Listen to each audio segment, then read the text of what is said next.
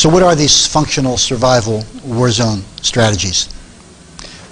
I've listed a number from my experience, and I don't claim for these to be the gospel of all of them, but I think they hit them pretty closely. Fight or flight, the classic survival strategy. You meet and engage the enemy, you destroy or repel them.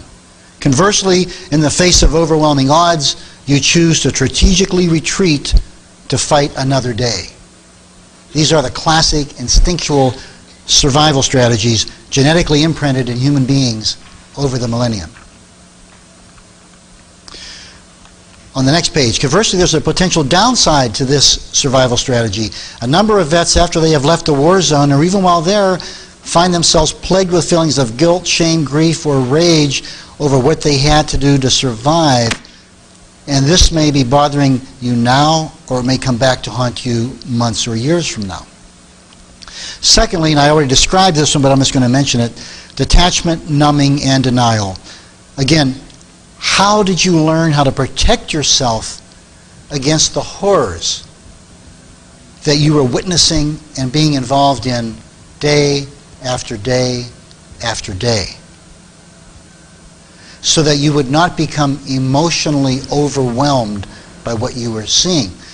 I worked with a nurse in Vietnam. Well, I'm sorry. I'm going to go to that. Let me go to that next. The numbing and detachment and denial can become so profound that you become too good at it.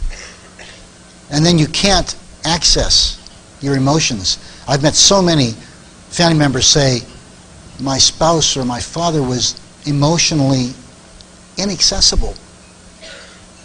He wouldn't cry when you thought someone would cry. He wouldn't feel. He wouldn't show feelings. Well, this is the way you survive in war. Tunnel vision. You learn how to maintain an intense focus. You can't take it all in, or you'll either go crazy or you won't be able to function.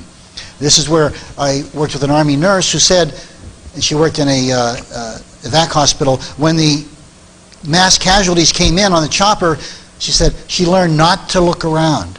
She didn't look right, didn't look left.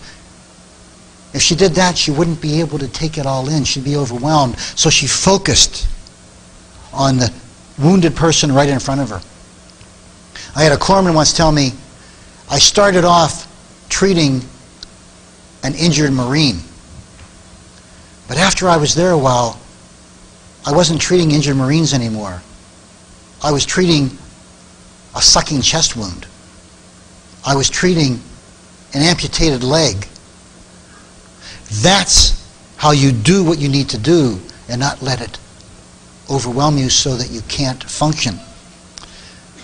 You can become so good at that tunnel vision, and I'm very good at it, that my wife gets really upset because she'll be saying something and I'm on something, another track. Third, I'm going to stop there and let Kathy give a few. The external discharging of emotions. Let's face it, in a place where the enemy wears no uniform, they operate covertly, they are cowardly, they come out of the shadows with the most cunning technology of the day, and they operate with the element of surprise. So there is that inevitable, cumulative buildup of tension and frustration and stress and anger and rage and all sorts of negative emotions for which there is often no off switch. And these can erupt without any warning and unexpectedly, and you may unleash them on innocents, whether that be your buddies or women and children, other Americans, anybody who gets in the way. Those pent-up emotions have got to go somewhere. And when you're constantly living day by day, week by week, month by month, on the very edge, embroiled in battle, there is no place to let go of those feelings. other than at the enemy. And if you don't get a chance to do that, where do you redirect those emotions? You suppress them, you bury them, you stuff them. Keep pushing them down until they boil over to the point of explosion. How do we learn to appropriately direct those feelings in a healthy manner when it's so difficult to share that with people who've never been there and don't know? Unless you've been in the trenches, you just don't get it. So you explode in anger, frustration, grief, or in order to avoid even doing harm to those that you love, isolate yourself, so nobody has to be victimized by what it is that you're feeling.